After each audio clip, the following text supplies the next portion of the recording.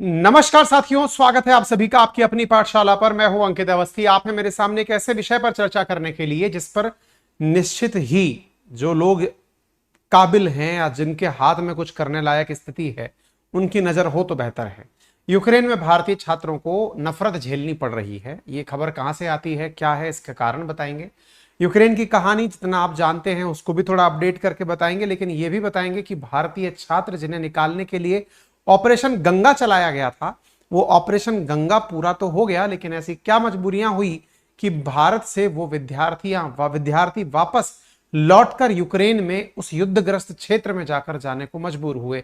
कहां हमारी व्यवस्था में ऐसी चूक रह गई, या फिर क्या हमारे विद्यार्थियों के साथ ऐसा किया जा सकता है जिसके चलते हुए उन्हें किसी युद्धग्रस्त क्षेत्र में जाकर परेशान होने की आवश्यकता ना पड़े। क्या है कहानी, आइए थोड़ा विस्तार से बताते हैं। आप सबको ये तो ज्ञात है कि रशिया यूक्रेन जो द्वंद्व चल रहा है उसके 544 दिन बीत चुके हैं। एक साल की जगह पूरे 2 साल होने जा रहे हैं। रशिया यूक्रेन कन्फ्लिक्ट जब शुरू हुआ वर्ष 2022 में फरवरी 24 को, उसके बाद कुछ इस तरह की तस्वीरें दुनिया ने देखी कि लोग बचा बचाकर अपनी जान वहां से भाग रहे थे। जब भाग रहे थे तो आपने कुछ इस तरह की तस्वीरें भारतीयों के भी बंकरों में छुपे होने की देखी, जिसकी वजह से बहुत सारे लोगों को तरह की परेशानियां आने लगी। भारतीय विद्यार्थी वहां से निकलना शुरू हुए। भारत सरकार के द्वारा ऑपरेशन गंगा लॉन्च किया गया, जिसके तहत 24/7 सुविधाएं उपलब्ध कराते हुए भारत सरकार के द्वारा फ्री फ्लाइट्स विद्यार्थियों के लिए या फिर इंडियन फॉरेन नेशनल्स जो वहां फंसे हुए हैं उनको निकालने के लिए प्रारंभ की गई। विकिपीडिया पर डाली हुई जानकारी के अनुसार लगभग 25,000 इंडियंस को वहां से इवैक्यूएट किया गया ऑपरेशन गंगा के माध्यम से। हमारे द्वारा बड़ी मात्रा में वो सारी सुविधाएं भेजी गई, ना केवल भारतीयों के लिए बल्कि अन्य देश के भी लोगों ने यदि आवश्यकता पड़ी तो उनको भी हमने रेड क्रॉस की मदद से यूक्रेन से इवैक्यूएट और रशिया से इवैक्यूएट करने का प्रयास किया। भारतीय छात्र बड़े अच्छे से वहां से बच करके निकले। भारत ने इसको सेलिब्रेट किया, भारत की डिप्लोमेसी की तारीफ हुई। भारत ने ग्लोब मास्टर के माध्यम से दुनिया के लोगों को बचाया। साथ में भारत के मंत्रियों ने भी बढ़िया से सेल्फी वगैरह खिंचवाई कि देखिए हम अपने भारतीय बच्चों को वहां से लेकर के आ गए। दौर 2022 का था, सुर्खियां खूब रही, माहौल खूब रहा। इसके ऊपर प्रॉपर तरीके से कई डॉक्यूमेंट्रीज भी बनी, सब चीजें होती गई। लेकिन इसके बाद में सवाल बनना शुरू हुआ, और वो क्या था, वहां गए हुए बच्चे थे कौन, क्या कर रहे थे वहां पर। वो कर रहे थे वहां पर मेडिकल की पढ़ाई। और जब मेडिकल स्टूडेंट वहां पर पढ़ाई करने गए थे तो क्या वहां से 2022 में आने के बाद 544 दिनों में उन बच्चों की पढ़ाई का कुछ हुआ? जवाब है नहीं हुआ। नहीं हुआ से क्या मतलब है, मेडिकल की पढ़ाई अपने आप में एक 4 से 5 साल का कोर्स ड्यूरेशन रखती है। कोर्स ड्यूरेशन के दौर में यदि कोई बच्चा वहां पर पढ़ाई करने गया हुआ था, एमबीबीएस करने गया हुआ था, तो उसकी पढ़ाई का यदि आखिरी साल चल रहा था या सेकंड लास्ट ईयर चल रहा था, तो फिर उस बच्चे की पढ़ाई का आखिरी साल कहां पूरा होगा। क्योंकि बाहर जाने की एक फीस होती है, बड़ा खर्चा होता है, बाहर आने जाने का टिकट महंगा होता है। लगभग 30 से 50 लाख के बीच में विदेश से एमबीबीएस का खर्चा एवरेज पड़ता है। ऐसी स्थिति में जिस बच्चे ने अपने कैरियर के 3-4 साल वहां की फीस पर खर्च कर दिए, वो अपना आखिरी साल भी अगर कंप्लीट करने के लिए मजबूर था, तो उसने भारत सरकार से गुहार लगाई कि आप उसकी मदद करें। भारत सरकार के द्वारा ना मदद मिलने पर मेडिकल स्टूडेंट्स भारत से लौटने शुरू हुए।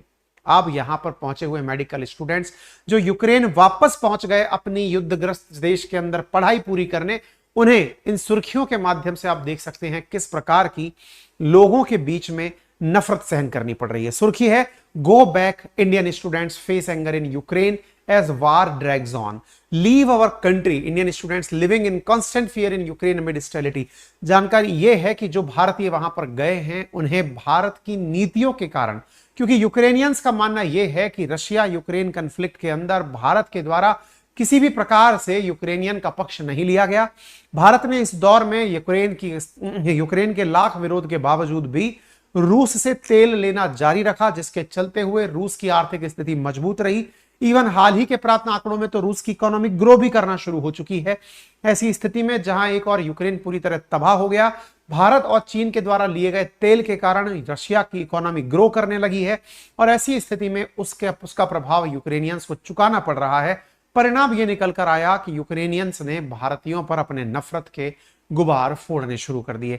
इन स्थितियों से निपटने के लिए क्या किया जा सकता है, यह बड़ा चिंतन का विषय है।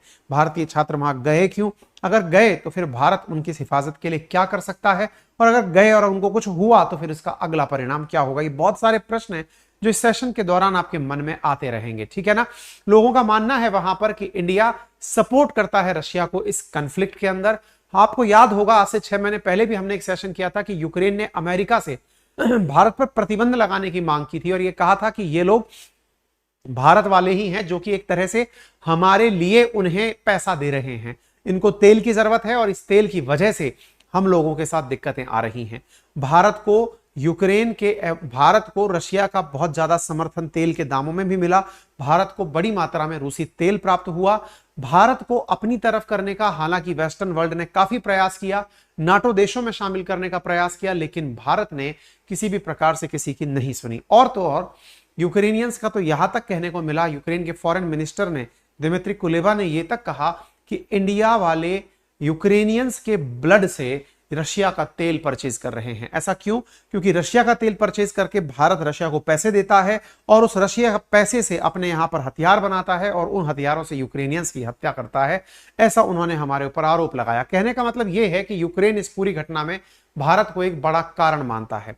हालांकि भारत ने पूरी तरह से यह क्लियर कर दिया कि हम ना तो युद्ध के समर्थन में हैं, हम डिप्लोमेसी, डायलॉग और पीस के पक्षधर हैं, बातचीत से चीजें सुलझाई जा सकती हैं। लेकिन ऐसी स्थिति में भारत अपने स्टैंड को कि हम अपने देश में इस रशिया यूक्रेन कॉन्फ्लिक्ट के चलते हुए बड़ी मात्रा में लोगों को तेल के कारण परेशान नहीं होने दे सकते। सस्ते दामों पर तेल उपलब्ध कराना यह हमारी आवश्यकता है और इसीलिए यह सारा कार्य कर रहे हैं।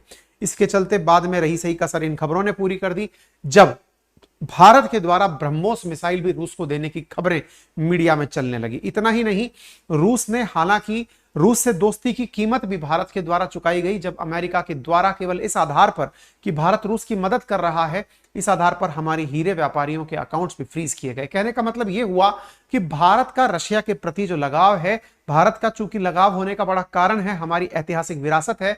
रशिया लंबे समय से हमारे साथ में, हमारे हर उसमें रहा, कन्फ्लिक्ट में हमारे साथ रहा, हमारे वॉर्स में हमारे साथ रहा। तो भारत ऐतिहासिक रूप से अपनी विरासत के संरक्षण में रूस के साथ खड़ा हुआ है। ऐसी स्थिति में अब जो हमारे भारतीय विद्यार्थी वहां पर हैं, उनका क्या होगा? इसी बीच में रही सही कसर ये खबर पूरी कर देती है कि G20 की अध्यक्षता भारत कर रहा है। दुनिया भर के देश भारत में आने वाले हैं। यूक्रेन के लिए बहुत सारे वेस्टर्न वर्ल्ड लगातार हिमायत कर रहे थे कि उन्हें भी यहां पर आकर मंच पर बोलने की अनुमति दी जाए, लेकिन भारत ने कंफर्म कर दिया है कि यूक्रेन को हम भारत में G20 की बैठक में बोलने नहीं देंगे। इसी का शायद यह संभावित परिणाम निकला हो कि जो भारत बालक वहां पर गए हैं पढ़ने के लिए, उन्हें भारत के खिलाफ, उन्हें यूक्रेन वाले जो हैं वो गलत तरीके से ट्रीट कर रहे हैं। आप इधर देख सकते हैं कि भारत के अंदर जो मेडिकल स्टूडेंट्स गए वहां पर, उनके लिए लगातार बच्चों के द्वारा ये प्रयास किया गया कि उनको भारत सरकार के द्वारा कोई ना कोई मदद उपलब्ध कराई जाए, उन्हें कुछ इस तरह का प्रयास कराया जाए ताकि उन्हें वापस वहां जाने का मतलब परेशानी ना हो। आपको मालूम होना चाहिए कि जब कोई बच्चा वहां से लौटकर आया है तो उसकी भारत सरकार से यह भी अपेक्षा थी कि या तो हम किसी और देश में जाकर अपनी डिग्री पूरी कर लें या भारत सरकार ही हमें कोई अपॉर्चुनिटी दे दे। लेकिन वास्तविकता यह निकली कि उन बच्चों के पास में कोई भी ऑप्शंस क्रिएट नहीं हो पाए। मजबूरन अपनी पढ़ाई को बीच में रुका हुआ देखकर बच्चों को मजबूरी में अपनी जान हथेली पर रख करके यूक्रेन जाना पड़ा और यूक्रेन जाकर के अब वो इस प्रकार की सिचुएशंस फेस कर रहे हैं। बड़ी मात्रा में बच्चों के द्वारा 17 अगस्त को प्रोटेस्ट भी किया गया और कहा गया कि यूक्रेन से आप हमें लेकर के आए और ऐसी स्थिति में आप हमें लेकर के तो आ गए, अब हम क्या करें? ऐसी स्थिति में यूक्रेन जब जाना चाहते हैं तो यूक्रेन हमें आने नहीं दे रहा है, हम बीच में अधूर झूल में अटक गए हैं, हमारा है कुछ रखवाली कीजिए। आप देखिए बड़ी मात्रा में बहुत सारे एफएक्यूज निकल करके आए कि जो बच्चे रशिया से या यूक्रेन से और चाइना से लौटकर आए उनके लिए क्या क्या होगा। असल में उनको कोई भी फायदा उपलब्ध नहीं हुआ। इसमें बड़े सवाल उठने लगे लोगों के कि भारत के अंदर बच्चे नीट यूजी का पेपर देकर के एग्जाम क्वालिफाई करके अपनी सीट रिजर्व करते हैं, भारत सरकार उन्हें कैसे मदद दे सकती है? लेकिन उन्हें विकल्प तो सुझाए जा सकते हैं। निश्चित ही भारत सरकार को इस विषय पर प्रयास करना चाहिए।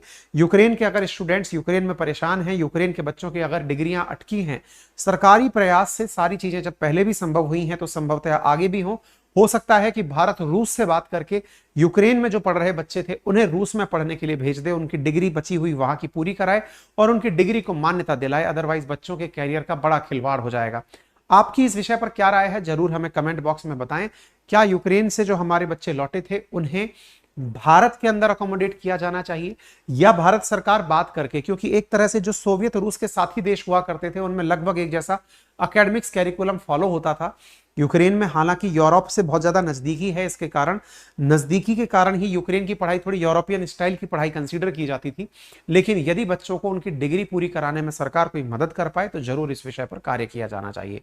बाकी आप अपनी राय हमें कमेंट बॉक्स में बता सकते हैं। फिलहाल के लिए इतना ही। और हाँ, लास्ट मंथ का करंट अफेयर हमने आप लोगों के लिए अपनी पाठशाला पर पीडीएफ के फॉर्म में अपडेट कर दिया है, आप जाकर उसे वहां से प्राप्त कर सकते हैं। फिलहाल के लिए इतना ही। अपना ख्याल रखें और आपके लिए ये जरूरी मैसेज भी सुनते चले जाएं। अपनी पाठशाला लेकर आया है आप लोगों के लिए हैंड रिटन नोट्स की एक विस्तृत श्रृंखला, जिसमें राजस्थान प्रशासनिक परीक्षा हिंदी और इंग्लिश माध्यम के नोट्स, प्रीलिम्स और मेंस कंप्लीट फाउंडेशन के उपलब्ध हैं, जिसमें Hindi, English, mathematics, reasoning, ethics, yoga, history, geography, polity, IR तमाम 19 किताबें आपके लिए हैंड रिटन तैयार की गई हैं। दोनों माध्यम में तैयार की गई हैं। करना क्या होगा, अपनी पाठशाला एप्लीकेशन इंस्टॉल करिए, Google play store, Apple store पर यह उपलब्ध है। वहां पर हैंड रिटन नोट्स कैटेगरी में आप जाइए, जाकर अपने लिए ऑर्डर प्लेस कर दीजिए। मात्र 4500 रुपए में आपके पास 7200 पेजेस घर पर डिलीवर करवाए जा रहे हैं हस्तलिखित नोट्स के। दूसरी इंपॉर्टेंट बात, आरएस के अतिरिक्त भी यदि आप किसी अन्य एग्जामिनेशन की तैयारी कर रहे हैं या एसएससी की तैयारी, यूपीएससी की तैयारी कर रहे हैं, फाउंडेशन लेवल पर यदि आप चाहते हैं हिस्ट्री, ज्योग्राफी, पॉलिटी, इकोनॉमी के हैंड रिटन नोट्स आपके घर तक पहुंचाए जाएं, तो भी आप हमारे एप्लीकेशन पर मात्र 1999 में इन चारों किताबों को प्राप्त कर सकते हैं। कुछ विद्यार्थियों ने पहले से ही ज्योग्राफी के नोट्स ऑर्डर किए हुए हैं। यदि आप उसके अलावा भी अपने नोट्स चाहते हैं, 3 किताबों का सेट चाहते हैं, तो भी आपके पास तीनों सब्जेक्ट ज्योग्राफी हटा के पॉलिटी, इकोनॉमी और हिस्ट्री आप अपने घर पर मात्र 1500 रुपए में ऑर्डर प्लेस कर सकते हैं। नियत समय में घर तक डिलीवर कर दिया जाएगा। अधिक जानकारी के लिए दिए गए नंबर पर आप हमें सुबह 10 बजे से लेकर शाम 6 बजे तक कॉल कर सकते हैं। और हाँ, इनसे अलग यदि आप कंप्लीट फाउंडेशन नोट्स हमारे साथ ऑफिस से पिक करना चाहते हैं, तो ऑफिस का एड्रेस भी हमने आपके सामने फ्लैश कर दिया है। यहां पर भी आप सोमवार से लेकर शनिवार तक सुबह 10 से लेकर शाम 6 बजे के बीच में अपने नोट्स पिक कर सकते हैं। Thank you.